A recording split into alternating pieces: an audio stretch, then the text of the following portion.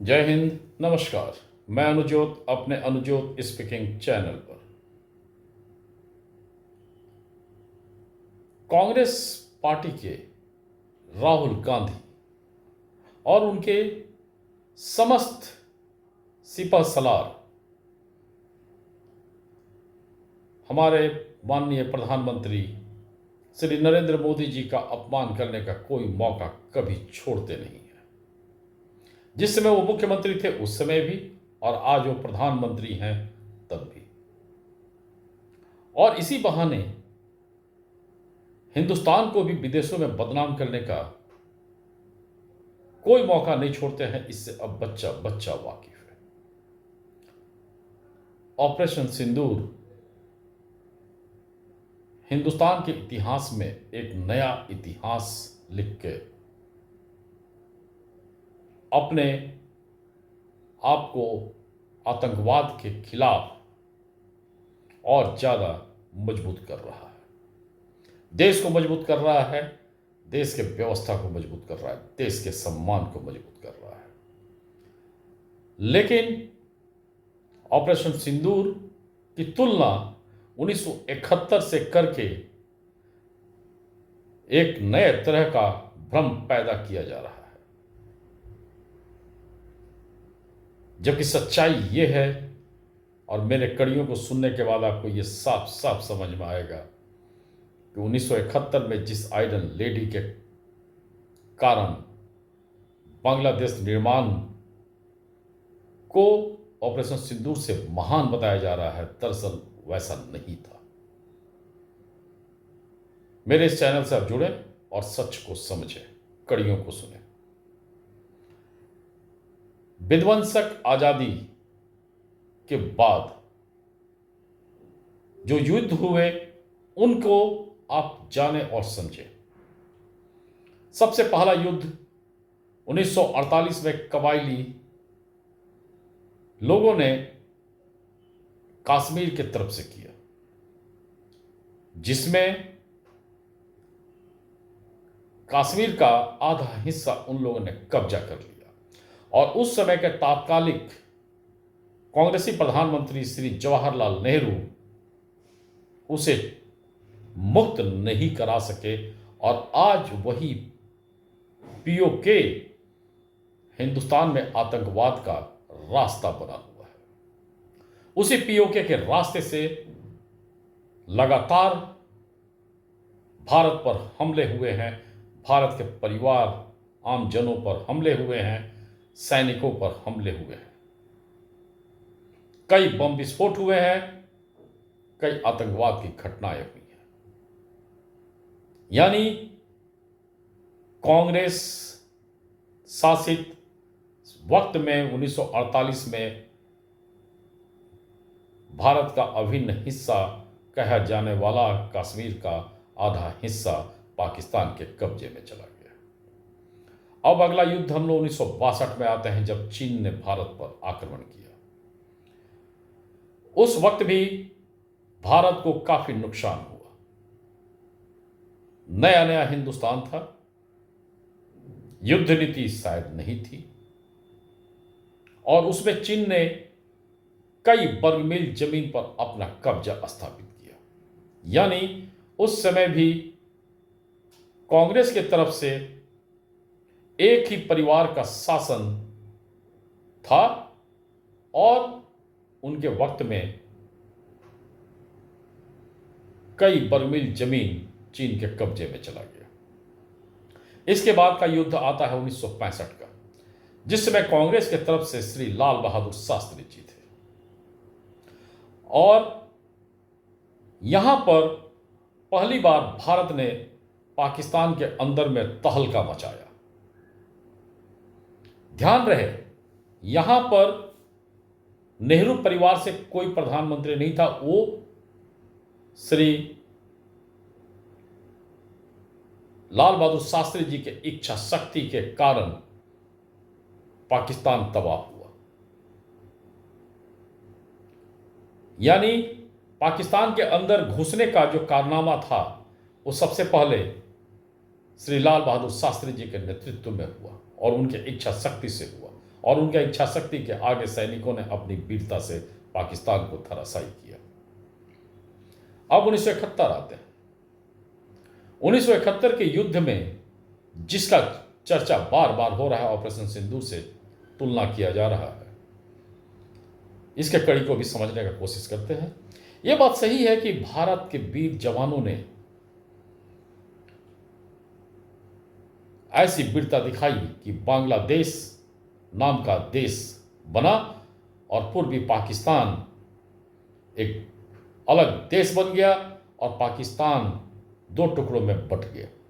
लेकिन यहां ध्यान देने योग्य ये बात है कि इंदिरा गांधी जी ने अपने सैनिकों को ये आदेश दिया, जरूर सैनिकों ने यह कारनामा किया जरूर, लेकिन बांग्लादेश जो बना उसमें बांग्लादेश की मुक्ति वाहिनी सेना थी। वहां के शेख मुजीबुर रहमान का नेतृत्व था और मुक्ति वाहिनी सेना का नेतृत्व शेख मुजीबुर रहमान कर रहे थे। यानी शेख मुजीबुर रहमान के मुक्ति वाहिनी सेना के सहयोग से हिंदुस्तान की सेना ने पाकिस्तान को दो टुकड़े में बांटा। अगर ये डायरेक्ट युद्ध होता तो शायद उस समय की तात्कालिक प्रधानमंत्री इंदिरा गांधी कभी यह आदेश न दी होती और सैनिक अपना कारनामा न किए होते। ध्यान देने वाली बात है कि यहां पर उन जगहों पर इंदिरा गांधी ने प्रयोग किया और सैनिकों ने वीरता दिखाई।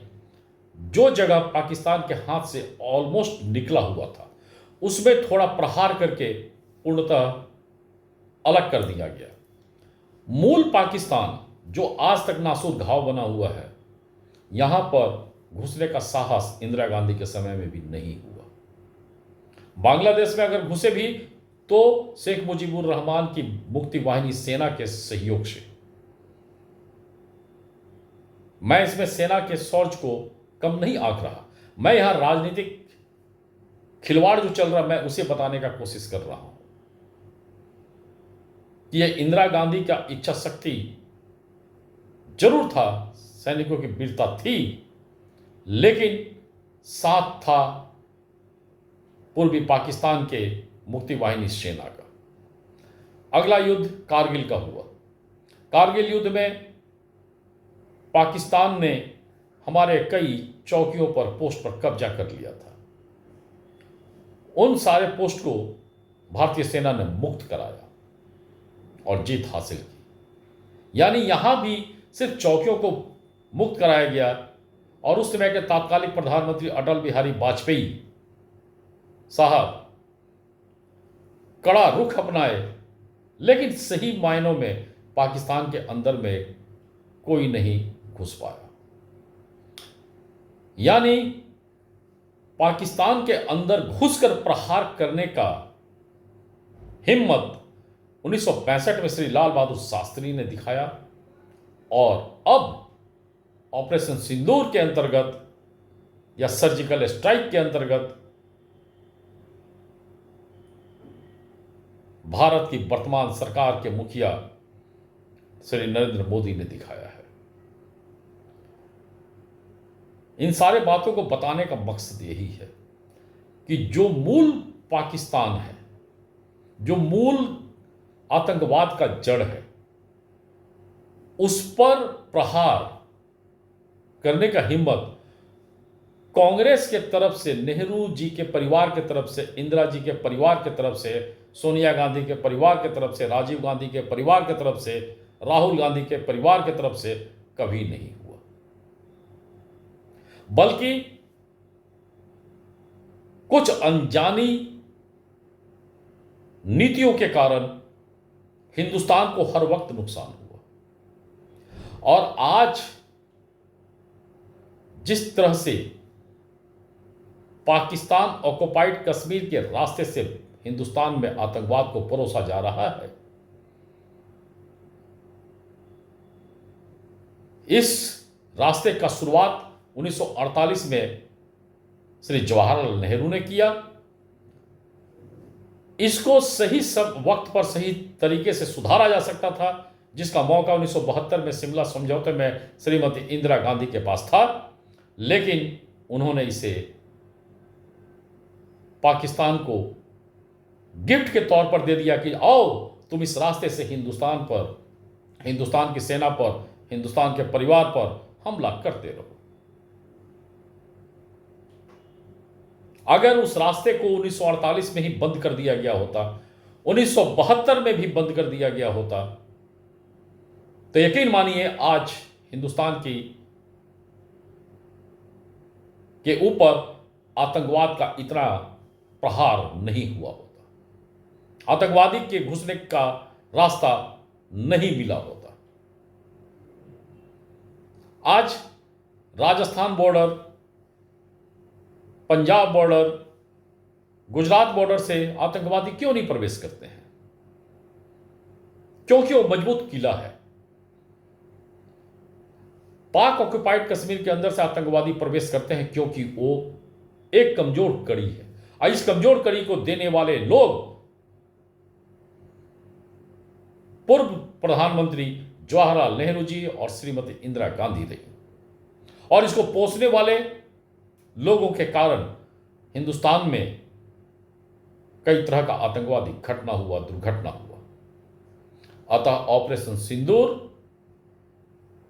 एक अलग तरह का घटना है, जिसमें हिंदुस्तान ने पहली बार यह दिखाया है कि हम 400 किलोमीटर अंदर भी जाकर आपके बुरे नजर को नेस्तनाबूद कर सकते हैं, आपके कुदृष्टि वाले जगहों को बर्बाद कर सकते हैं। 1965 में भी लाल बहादुर शास्त्री जी ने जब ऐसा कदम उठाया तो रहस्यमय मौत का शिकार हो गए।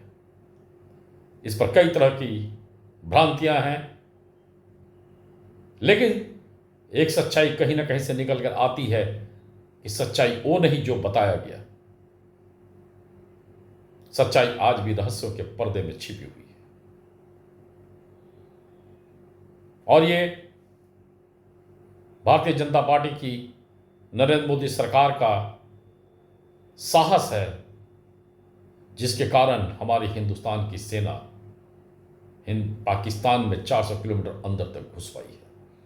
अतः अगर कोई भी ऑपरेशन सिंदूर का तुलना 1971 से करना चाहता है तो बिल्कुल भ्रम फैला रहा है।